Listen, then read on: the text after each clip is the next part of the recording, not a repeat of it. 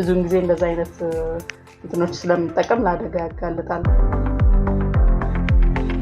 ሰሞኑን እንደምናስታውሰው አንድ እህታችን ሁለቱን አይኖቿን እና ፊቷ ላይ የደረሰውን አደጋ ማስታወስ እንችላለን። ሰላም ጤና ይስጥልኝ ውድ የአሳሽ ሚዲያ ተከታታዮቻችን እንዴት ናችሁ? ሰላም ናችሁ ወይ? ዛሬ ስለ አንድ ከሰሞኑን ከማህበራዊ ሚዲያ ወይም ደግሞ ከተለያዩ ሚዲያዎች እየሰማን ስላለ ነው ስለ ሞካ ፖት ወይም የስቲም የቡና ማፍያ ማሽን አንዳንድ ነገሮችን ልላችሁ ወደድኩ።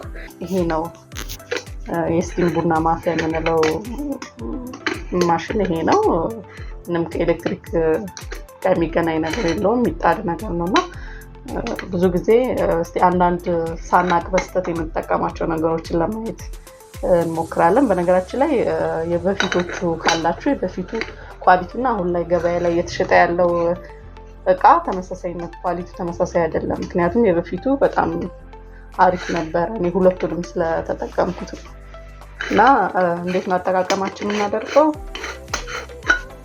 በመጀመሪያ ውሃ ስንጠቀም እዚህ ድረስ መሙላት የለበትም። ውሃው እቺኛዋ ማስተንፈሻ ነች እና እዚህ ድረስ ውሃ መሙላት የለበትም። ምክንያቱም ውሃው ሲሞላ ማስተንፈሻ ቦታም ስለማይኖረው በዛ ሰዓት የመፈንዳት ቻንሱ ሰፊ ነው። እንደገና ደግሞ ቡና አፈጫጫችን ላይም እንደዚሁ ሌላ ችግር ይኖራል።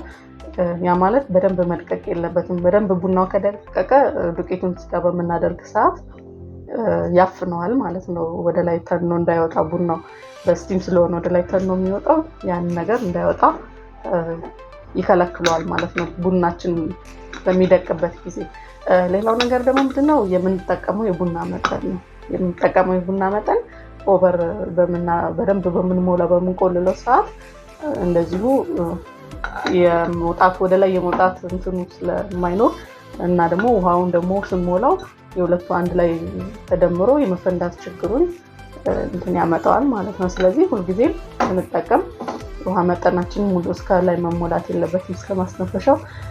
እንደገና ደግሞ ቡናችንን መመጠን አለብን። እንደገና ደግሞ የአፈጫጭ እንትናችንን በደንብ መድቀቅ የለበትም ቡናው።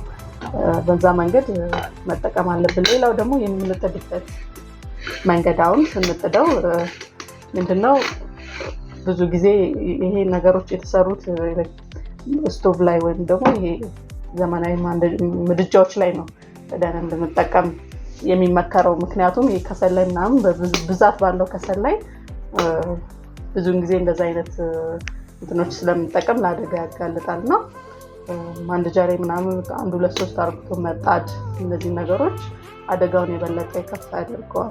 የዚህ ማሽን አጠቃቀም ብዙውን ጊዜ በደንብ እንትን ማለት ካልቻለን እንደኔ አሁን አለመጠቀም ይሻላል ብዬ ነው የምመክረው። ምክንያቱም ከባድ አደጋዎችን ነው የሚያስከትለው።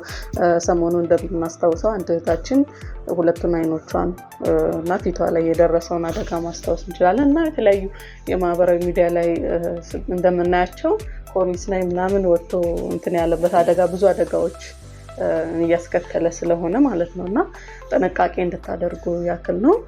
ወይ ደግሞ አለመጠቀም ይሻላል። ምክንያቱም የሀገራችን የሆነውን ባህላዊ ጀበና ወይንም ደግሞ ሌሎች አሉ ዘመናዊ ቡና ማፍያ ማሽኖች አሉ። እነሱን መጠቀም ነው። የምትጠቀሙ ሰዎች ደግሞ ግዴታ ከሆነ ደግሞ ጥንቃቄ ማድረግ ስላለባችሁ ጥንቃቄ ማድረግ እንዳትረሱ ለማለት ተወዳለሁ።